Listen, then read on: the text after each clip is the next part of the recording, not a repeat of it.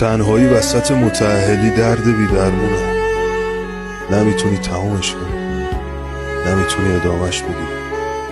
هر روز یه ذره از خودتو جا میذاری پشت لبخندهای زورکی، پشت عیبی نداره، پشت درست میشه، پشت مهم نیست، در حالی که همه چی مهمه. تنهایی تو متأهلی شبیه گم شدن تو شلوغیه. نه کسی متوجه غیبتت میشه، نه کسی صدای کمک خواستنتو میشنوه. انگار یه جوری توی رابطه حل شدی، ولی نه مثل قند توی چاه، مثل یه قطره جوهر توی آب، بی رنگ، بی اثر، بی هویت.